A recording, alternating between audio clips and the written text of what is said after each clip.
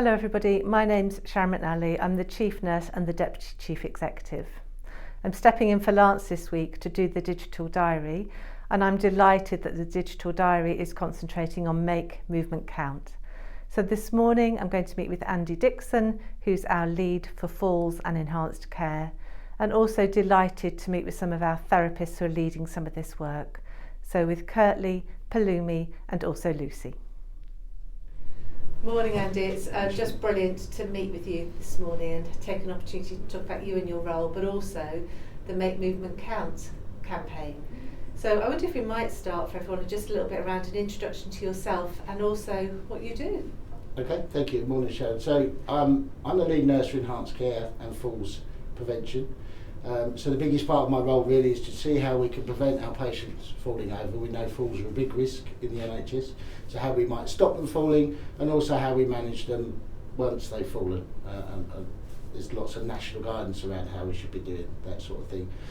And then the other part of the role, which ties in very nicely with that, is to lead the enhanced care team. So enhanced care is very much about just trying to provide a bit of care that a little bit above what the ward could provide with their current establishment on a given day. So the team is allocated to the people that need it most, and that's what we have traditionally called one-to-one nursing or cohort nursing or close observation nursing, that sort of thing. So we have a little team of trained HCAs who go and provide that care to the patients that need it most. So there is a real tie-in with falls prevention as well with the team, because most of our patients that we have for enhanced care are high risk of falling. Yeah, I mean that's brilliant, isn't it? I mean, there's always this bit that you hear around people with falls and getting people up and about, and often there's a bit of a tension around that you hear, isn't there? And that feeds really into the Make Movement Count campaign, which you've been leading with a number of people across the organisation. So do you want to tell us a little bit about that? Yeah, absolutely. So Make Movement Count is really our latest kind of initiative to get people moving, get our patients moving, and prevent what we call deconditioning, which is it's a syndrome where the longer you basically stay immobile, that your health deteriorates. In a nutshell, we know that when people decondition, they're much more likely to then fall previously. But deconditioning is also can lead to other things like cognitive decline, aspiration pneumonias, constipation, all sorts of things. So it is a real big syndrome that is very prevalent in hospitals. It's not confined to people that are elderly, which is a common misconception. But obviously as you get older, you have less physiological reserve to fight it really. So what we're trying to achieve with the Make Movement Count is just to get people moving as much as we can, a little bit of preventing deconditioning, a little bit of what's being kind of termed now as reconditioning. So getting our patients back to their baseline. So deconditioning can happen very quickly. It can start within hours of being immobile, so you don't have to lay around in bed for a long time.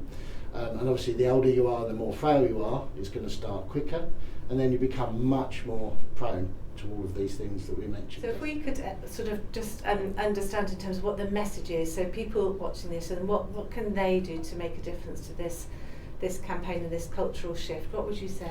I think the main thing is just to have it in your mind all the time, and when you're with your patients, you're getting them out of bed or getting them washed, ready to go. It's just thinking about, can they get up? Even if they want to get up for a few minutes, have their lunch or breakfast in bed. It's that continual thinking, rather than thinking, well, keep people in bed to keep them safe, let's be thinking opposite. Let's start to get people moving. It's almost like a big cultural shift for us, isn't it? So, and that involves our patients, isn't it? Our patients understanding what it is we are doing and the importance of that, and the loved ones of our patients understanding. So can you just talk us through in terms of the messaging that's going out? So we have a lot of messaging for the staff through different comms routes, but we've also been putting lots of posters and leaflets on the wards. We've been encouraging our staff to talk to the patients themselves. So where the patients have the ability, they can be involved in this. In fact, they should be involved in this.